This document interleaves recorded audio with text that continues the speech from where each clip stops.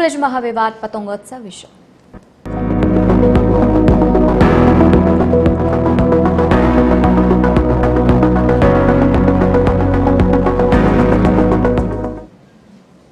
સંસ્કારી નગરી વડોદરામાં 12મા આંતરરાષ્ટ્રીય પતંગોત્સવની ઉજવણી કરવામાં આવી છે। નવલખી મેદાન ખાતે પતંગોત્સવની ઉજવણી કરવામાં આવી રહી છે। પતંગોત્સવમાં દેશ વિદેશના પતંગબાજો મોટી સંખ્યામાં પહોંચ્યા છે। કુલ 18 દેશોના અને 21 રાજ્યોના 160 જેટલા પતંગબાજો ઉજવણીમાં ભાગ લેવા માટે પહોંચ્યા છે। તો સાથે જ વડોદરાના પતંગ રસિયાઓ પણ પતંગોત્સવની મજા માણવા માટે જોડાયા છે। દ્રશ્યો આ પ્રમાણે સામે આવ્યા છે। સંસ્કારી નગરીનું આકાશ અવનવી પતંગોથી રંગાઈ ગયું છે। આ ઇન્ટરનેશનલ કાઇટ ફેસ્ટિવલમાં 18 દેશ અને 11 રાજ્યોથી પતંગવીરો આવ્યા છે। ત્યારે આ સફળ આયોજન માટે હું ગુજરાત રાજ્યના માનનીય મુખ્યમંત્રી ભૂપેન્દ્રભાઈ પટેલ સાહેબનો સાથે સાથે ટુરિઝમ ડિપાર્ટમેન્ટ, જિલ્લા વહીવટીતંત્ર અને વડોદરા મ્યુનિસિપલ કોર્પોરેશનનો ખૂબ આભાર માનું છું અને અભિનંદન પાઠવું છું। સાથે સાથે આપના માધ્યમથી તમામ નગરજનોને પણ વિનંતી કરું છું કે આપણે બધા આવીએ અને આ જે 160થી પણ વધારે પતંગબાજો, જેમાં વડોદરા શહેરના પણ પતંગબાજો છે, એમના બધાનું જે કરતબ છે તે નિહાળીએ અને સાથે એમનો ઉત્સાહ વધારીએ। It's amazing. Everyone's happy and just waiting to fly kites, but the wind is low, but we're trying.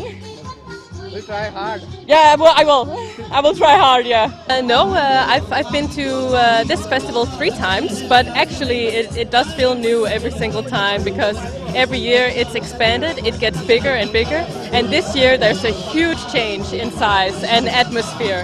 There's so many people this year, so I think the passion for this event has increased a lot from last year. રાજ્યના અન્ય શહેરોની સાથે વડોદરામાં પણ આજે આંતરરાષ્ટ્રીય પતંગ મહોત્સવની શરૂઆત થઈ છે। આપ અહીંયા નવલખી મેદાન ખાતે જોઈ શકો છો। દેશ વિદેશના જે પતંગ રસિકો છે અહીંયા ઉમટ્યા છે। સાથે સાથે જે પતંગ ચગાવનાર છે, જે વિદેશી કાઇટ ફ્લાયર્સ છે, એ પણ ખૂબ મોટી સંખ્યામાં અહીંયા આવ્યા છે। લગભગ 18 જુદી જુદી કન્ટ્રીઝ જે છે, જુદા જુદા દેશો છે, ત્યાંના પતંગ રસિયાઓ, પતંગબાજો અહીંયા આવ્યા છે। અને આપ અહીંયા જોઈ શકો છો કે વડોદરામાં તેઓ આકાશમાં પોતાની અવનવી પતંગો ઉડાવીને મજા તો માણી રહ્યા છે। સાથે સાથે પતંગ મહોત્સવ એ વિદેશમાં, અલગ અલગ દેશમાં કઈ રીતે ઉજવાય છે તેની પણ ઝાંખી અહીંયા રજૂ કરવામાં આવી રહી છે।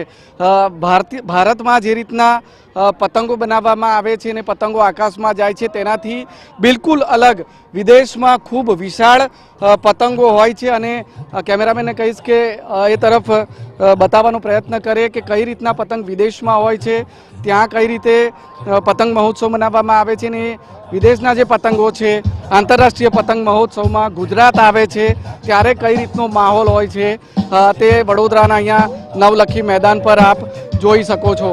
વડોદરાના લોકો પણ એક રીતે કહી શકાય કે ખૂબ જ ઉત્સાહિત હોય છે કોઈ પણ તહેવાર ઉજવવા માટે। અને એટલા માટે જ આજે જ્યારે આંતરરાષ્ટ્રીય પતંગ મહોત્સવ અહીંયા થઈ રહ્યો છે, નવનવી પતંગો દેશ વિદેશની અહીંયા ચગી રહી છે, ત્યારે સંસ્કારી નગરીના નાગરિકો પણ ખૂબ મોટી સંખ્યામાં પહોંચ્યા છે અને આંતરરાષ્ટ્રીય પતંગ મહોત્સવનો આનંદ માણી રહ્યા છે।